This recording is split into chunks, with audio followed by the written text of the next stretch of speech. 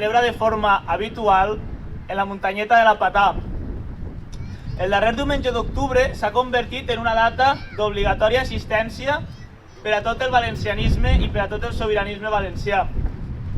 Venim al Puig per tal de recordar i commemorar la planificació de la conquesta de la ciutat de València per part de Jaume I l'any 1238, que també va fer-nos entrega de la llengua i la cultura catalana per tal que la usàrem i la protegirem.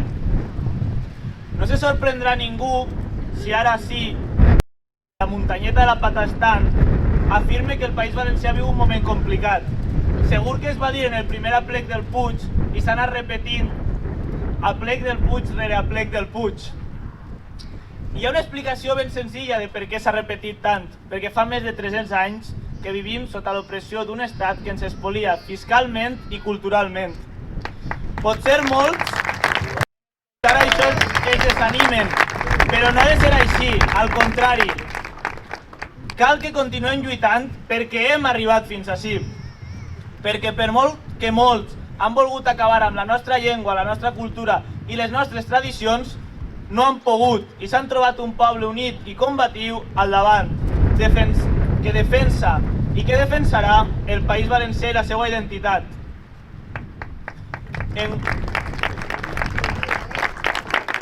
Enguany l'aplec del Puig creix i per tant creix el país.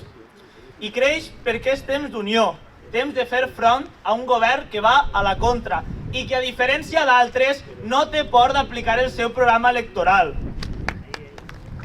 És per això que l'independentisme i el sobiranisme valencià estem ací, perquè van contra nosaltres, però també contra les persones, van contra tot allò que no són ells i que no defensen ells.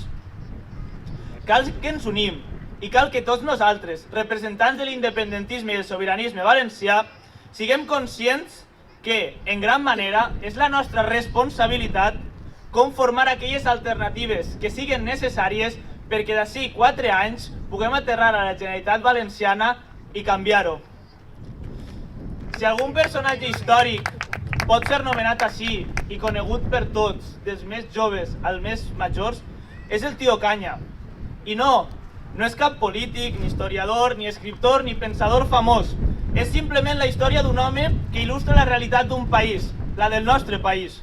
Un home que veu truncada la transmissió de la llengua a la seva família, però també, i cal que destaquem especialment, és la història d'algú que reviscola i que se n'adona que tot i aquest truncament hi ha una generació, la dels seus rebesnets, que mai parla en castellà i que es manté fidel a la seva llengua. És per aquest motiu que nosaltres, el jovent, el futur del país, ens hem d'organitzar al carrer, però també a la universitat i a l'institut, al barri i al poble. Som la generació dels rebesnets del tio Canya. Tenim una oportunitat, l'oportunitat de construir la República Valenciana, que comptarà amb els mecanismes per defensar la llengua i la cultura, i allò que ens fa poble, i no la pensem desaprofitar. I per acabar, és per tot això que el jovent independentista dels països catalans estem i estarem fins a l'obtenció de tots i cadascun dels nostres drets socials i nacionals. La independència no és el final de res, ans al contrari, és el moment en el que podrem hissar les veles i emprendre el camí amb les eines necessàries. Tenim un país per fer, construïm-lo.